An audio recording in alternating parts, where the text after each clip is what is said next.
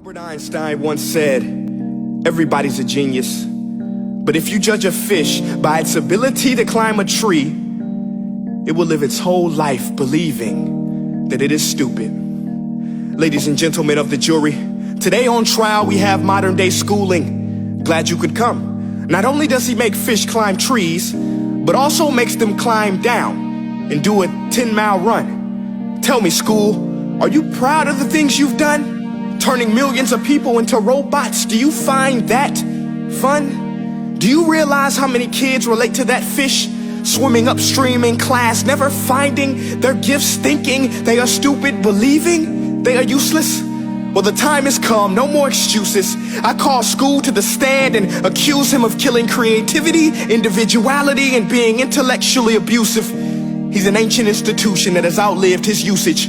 So, Your Honor, this concludes my opening statement, and if I may present the evidence of my case, I will prove it. Proceed. Exhibit A. Here's a modern day phone. Recognize it? Here's a phone from 150 years ago.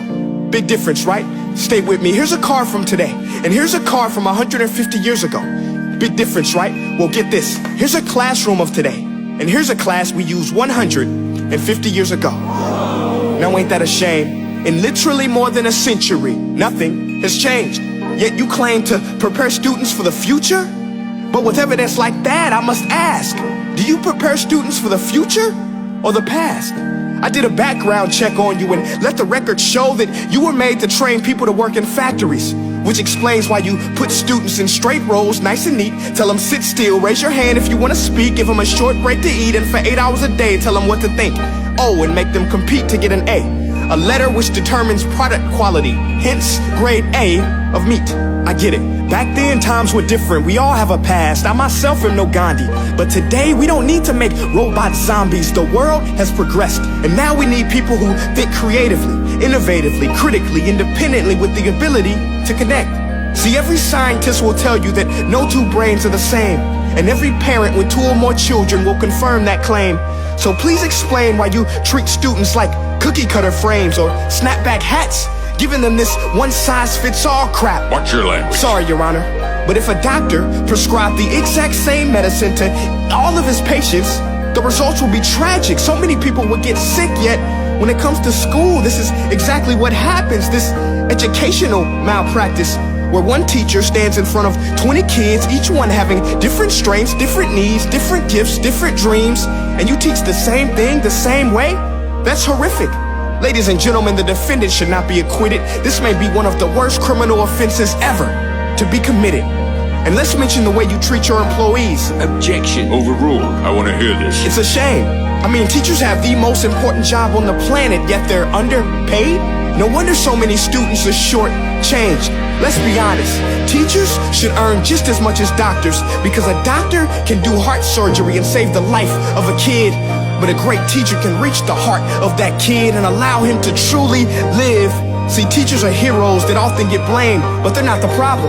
They work in a system without many options or rights. Curriculums are created by policymakers, most of which have never taught a day in their life.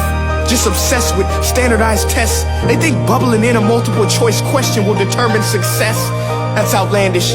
In fact, these tests are too crude to be used and should be abandoned, but don't take my word for it. Take Frederick J. Kelly, the man who invented standardized testing, who said, and I quote, "These tests are too crude to be used and should be abandoned." Ladies and gentlemen of the jury, if we continue down this road, the results will be lethal. I don't have much faith in school, but I do have faith in people. And if we can customize healthcare, cars, and Facebook pages, then it is our duty to do the same for education, to upgrade it, change it, do away with school spirit, because that's useless. Unless we're working to bring the spirit out of each and every student, that should be our task. No more Common Core. Instead, let's reach the core of every heart in every class. Sure, math is important, but no more than art or dance. Let's give every gift an equal chance. I know this sounds like a dream, but countries like Finland are doing impressive things. They have shorter school days, teachers make a decent wage, homework is non-existent, and they focus on collaboration instead of competition. But here's the kicker, boys and girls. Their educational system outperforms every other country in the world. Other places like Singapore are succeeding rapidly. Schools like Montessori, programs like Khan Academy. There is no single solution, but let's get moving. Because while students may be 20% of our population, they are 100% of our future. So let's attend to their dreams, and there's no telling what we can achieve.